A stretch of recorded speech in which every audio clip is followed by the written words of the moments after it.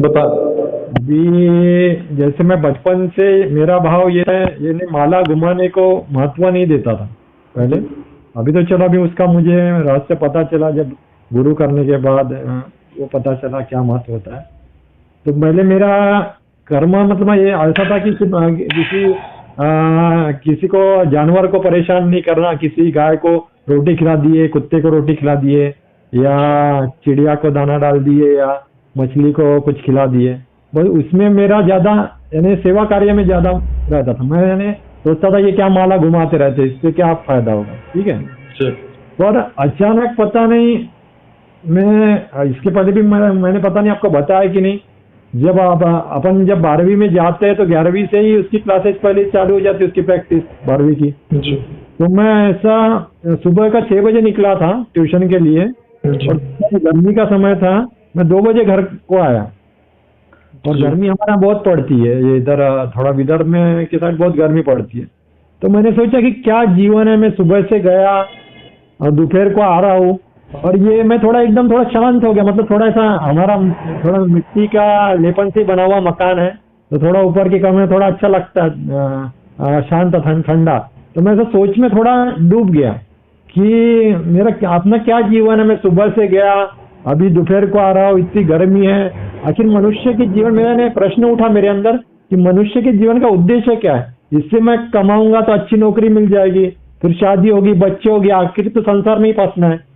तो मनुष्य जन्म हुआ किस लिए? ये सिर्फ सुख दुख भोगने के लिए हुआ है क्या?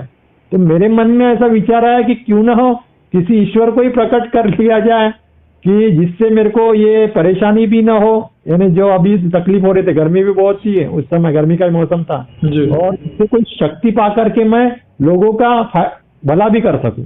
जी। तो मैं पहली बार मेरे मन में विचार था ईश्वर को कैसे प्रकटा। स्फूर्णा तो उठ गया, वृत्ति तो मन से निकल गई, अब भगवान को प्रकट कैसे किया जाए।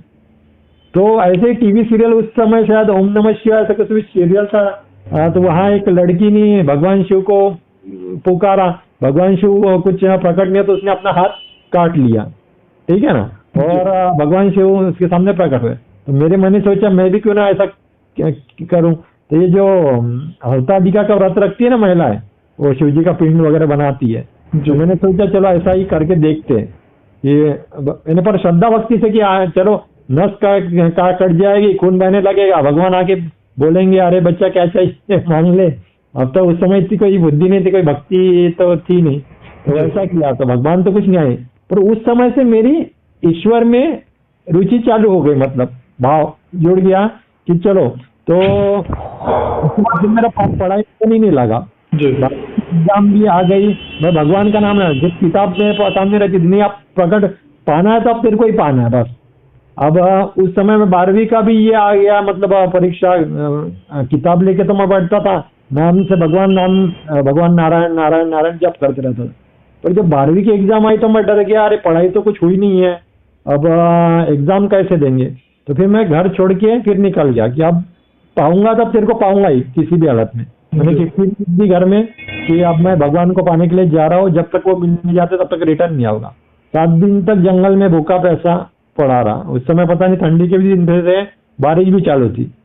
अब जब आंखें खुली तो हॉस्पिटल में ही ये था, तो डॉक्टर ने कहा कि ये अब ज्यादा बच नहीं सकता। मेरे को कान में थोड़ा सुना आ रहा था, पर मैंने सोच लिया था देखो तेरा नाम तो ले रहा हूँ, तो मरूंगा तो इतना तो पक्का है कि मुझे अगला जन्म नहीं मिलेगा, मतलब तेरे धाम में जाऊंगा, और बच गया तो तू मुझे मिलेगा, तभी तू मुझे बचाएगा जी।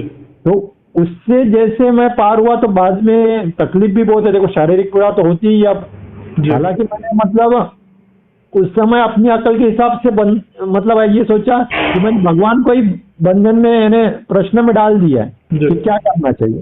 पर वो बाद में मुझे जब पता चला कि आखिर उससे तो भगवान की प्राप्ति तो हुई नहीं, क्योंकि उस समय मैं बहुत सारे भगवानों को श्रद्धा थी, मतलब मानता तो नहीं था ऐसा नहीं कहूंगा मैं, पर एक आस्था थी। गणेश भगवान हो गए या दुर्गा जी हो गई, या आस्था थी।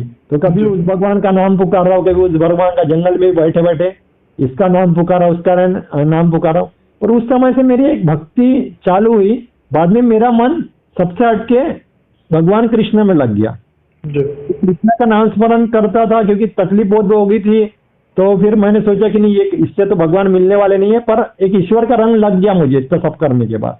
फिर भगवान का नाम लेते रहे, पढ़ाई भी चालू थी, भगवान का भी नाम लेता था, मतलब ज्यादा नाम लेता था, जप वप नहीं करता था, और सिर्फ ध्यान करता था मैं।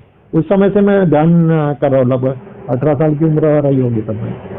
तो उस समय भगवान की प्रीति इतनी बढ़ गई थी कि हर समय भगवान को ही सब में देखना, भगवान से ही बातें करना, क्योंकि दोस्तों लोग भी ऐसे होते हैं ना कि उस समय सब साथ छोड़ के चले गए थे, या ईश्वर की लीला समझो, उसको कुछ वैराग्य लाना हो मेरे अंदर, तो ईश्वर कोई मेरे साथ, मतलब क्योंकि उनकी तो सोबत में लोग कोई सिगरेट पीता था, कोई दारू पीता था, तो मुझे उनके साथ अच्छा नहीं लगता था, और वो लोग मेरे को अच्छा नहीं मानते थे कि तू किस दुनिया में रहता ही है। तो मेरे साथ कोई रहने को तैयार ही नहीं होता था। मैं अकेला ही भगवान से ही बात कर रहा हूँ, अपनी मन की बात उनको शेयर कर रहा हूँ, उनकी बात वो मतलब जो भी मन में प्रेरणा हो रही है उस हिसाब से कर रहा हूँ। तो उस समय से मेरी भक्ति चालू हुई, पर उस समय मेरे को गीता मेरे हाथ में लगी, और जब गीता मैंने पढ़ी तो मुझे ऐसा बहुत अच्छा लगा, मतलब गीता का।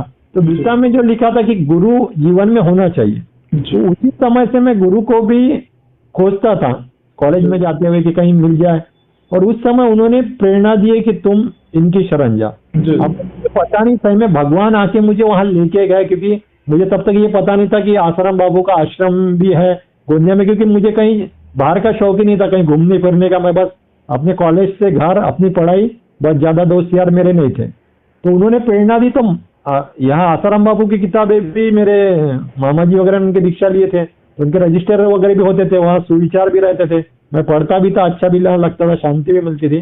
तो उन्होंने प्रेरणा दी अंदर से कि इनको आप गुरु बनाइए। तो मन ही मन मैंने गुरु मान तो लिया था, पर भगवान कृष्ण को मैं पहले स्थान देता था, फिर बाद में उनको नमस्कार वगैरह करता था। फिर ट्रेन में जाते जाते मुझे एक लड़का मिला, अच्छा एकदम सुंदर लड़का था।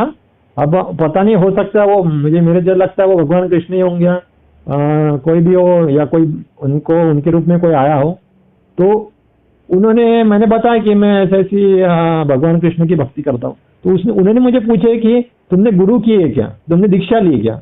अब मुझे दीक्षा का मतलब मुझे ऐसा लगा, पता तो कुछ भी नहीं था क्या होता है दीक्षा, क्या होता है। तो वो बोले, मेरे को लगा दीक्षा मतलब संन्यास का। मैं बोले मैंने ऐसा दीक्षा तो नहीं लिया, पर गुरु वगैरह किए क्या। बोले मैंने गुरु तो नहीं किया, पर मैं इनको गुरु मानता हूँ। तो उन्होंने क्या, वो लड़के ने क्या बोला कि ये तो मेरे भी गुरु है। उन्होंने एक कार्ड निकाला अपने जेब में से, फोटो, ये मैंने बोला ये तो मेरे भी गुरु है। तो उन्होंने बोला कि आपने दीक्षा ली कहीं से। मैं बोले मुझे पता ही नहीं क्या। मैंने बोला उनको कि मुझे दीक्षा विक्षा क्या होती है मुझे पता ही नहीं है। तो वो लड़का बोले एक बार मेरे घर में आया और मेरे को साथ में लेके गया आश्रम। अब आश्रम में मैंने जैसे एंट्री मारा तो ऐसा मुझे लगा मैं सतयुग में आ गया हूँ, क्योंकि जो कॉलेज की लाइफ होती है वहाँ लड़के लोग शराब पी रहे, सिगरेट पी रहे, रैगिंग कर रहे हैं, उस लाइफ में मैं जीने वाला लड़का, और एकदम ऐसी जगह पहुंच गया कि जहाँ आश्रम है, वहाँ कुटिया बनी हुई है, वहाँ लोग जो उनके साधक, जो समर्पित साधक है, सफेद वस्त्र में है, फिर बड़ का पेड़ है, वहाँ लोग फेरे फिर रहे हैं, छोटे छोटे बच्चे नीचे आसन डाल के हाथ में माला लेके गौमुखी में जप कर रहे हैं। मेरे को लगा कि मैं किस दुनिया में आ गया, ये भी दुनिया होती है क्या, उस समय ऐसा लगा तब से। और उस समय क्या हुआ था मेरा, उस समय मेरे को एग्जाम की तो मैंने पूरी तैयारी कर लिया था, क्योंकि मैंने तो वो छोड़ दिया था पुराने सब ये करना, पढ़ाई भी कर रहा था, ईश्वर का नाम ध्यान भी कर रहा था, और ईश्वर से बातचीत वगैरह भी होती थी, मतलब मैं अपने मन से करता था उनसे जो भी बातचीत करना। जी जी। और ऐसा भाव आता था कि भगवान कृष्ण मेरे सामने प्रकट हो जाए और मैं उनको गले लगा लूं, क्योंकि संसार को तो देख लिया था, क्योंकि घर वालों ने भी मतलब वो तू बस यही नाटक करता है, तेरा पढ़ाई जब एग्जाम आती तेरा ये ना पढ़ाई है, नाटक ही चालू हो जाता है पूजा पाठ का।